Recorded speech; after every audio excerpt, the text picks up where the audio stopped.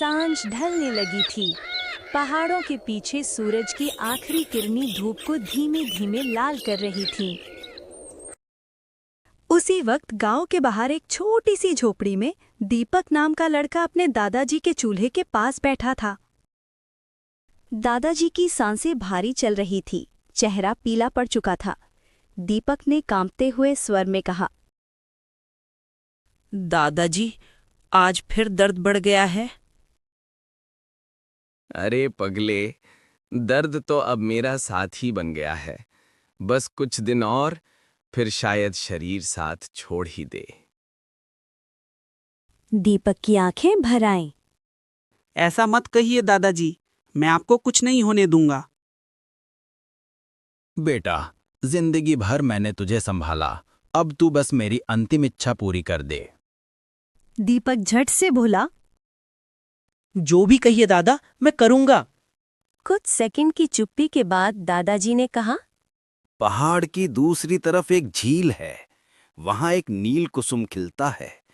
लोग कहते हैं उस फूल में जीवन देने की शक्ति है, पर बेटा उस जगह तक कोई नहीं पहुंच पाता। वहां आत्माओं का पहरा है। दीपक का दिल जोर से धड़कने लगा। मैं जाऊंगा दादा, चाहे रास्ता कितना भी मुश्किल हो। दादाजी की आंखों में नमी तैर गई। रास्ता कठिन है बेटा, पर तेरा दिल साफ है। शायद तेरे लिए राह खुद बन जाए। उस रात दीपक सो नहीं सका। चूल्हे की बुझती राख में बस एक ही विचार चमक रहा था, दादाजी को बचाना है। सुबह की पहली किरण के साथ वो निकल पड़ा। पहाड़ों की तरफ जाने वाला रास्ता सुनसान था। पेड़ों पर बस हवा का शोर और कहीं दूर कोयल की आवाज। रास्ते में गांव का एक बूढ़ा चरवाहा उसे रोकते हुए बोला, बेटा, उस दिशा में मत जा, वहां कई लोग गए हैं पर वापस नहीं लौटे। दीपक ने शांत स्वर में कहा, अगर मैं नहीं गया तो मेरे दादाजी नहीं बचेंगे। बूढ़ा उसे देखता रह गया। उसकी आंखों में डर कम और दया ज्यादा थी। दीपक जंगल में काफी दूर तक निकल चुका था, तभी पीछे से किसी लड़की की रोती हुई आवाज आई। भैया रुको, मुझे घर पहुंचा दो, मैं रास्ता भूल गई हूँ। दीपक को आवाज जानी पहचानी लगी। वो पलटने ही वाला था कि अचानक पेड़ों के बीच से हवा फुसफुसाई। पीछे मत देखना, जो दिखे वो सच नहीं है। नहीं, ये मेरी बहन की आवाज नहीं है, वो तो शहर में है। जैसे ही उसने ये कहा, रोने की आवाज एक चीख में बदल गई और फिर अचानक शांत हो गई।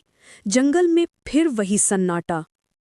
थोड़ा आगे बढ़ते ही एक चमकदार जगह दिखी, मानो धरती पर चांदनी बिछ गई हो। बीच में एक छोटी सी झोपड़ी और उसमें एक बूढ़ी माँ चूल्हा जला रही थी। वो बोली, बेटा अंदर आओ, थक गए होंगे, खाना खा लो। उसे भूख भी लगी थी और माँ के स्वर ने उसे अंदर खींच लिया था। पर तभी उसे दादाजी की बात याद आई। राह में जो भी मिले, उस पर भरोसा मत करना। दीपक बोला, माँ, आप कौन हैं? महिला धीरे से मुस्कुराई, पर उसकी मुस्कान इंसानी नहीं थी और पल भर में वो धुएं में बदलकर हवा में उड़ गई। दीपक का दिल दहल गया, पर कदम नहीं रुके।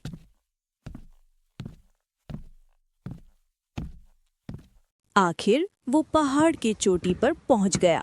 वहां एक झील थी जिसका पानी रात जैसा नीला। झील के बीच एक पत्थर और उस पर रखा नील कुसुम ऐसा चमक रहा था मानो उसमें आसमान कैद हो। तभी पानी से एक विशालकाय आकृति उभरी। वो बोली, फूल पाना आसान नहीं है। 3 सवाल हैं। जवाब सही हुआ तो फूल तुम्हारा, गलत हुआ तो तुम्हारी आत्मा यहीं भटकेगी। दीपक ने गहरी सांस ली। पूछिए। सवाल 1, जो जितना टूटता है उतना ही चमकता है, वो क्या?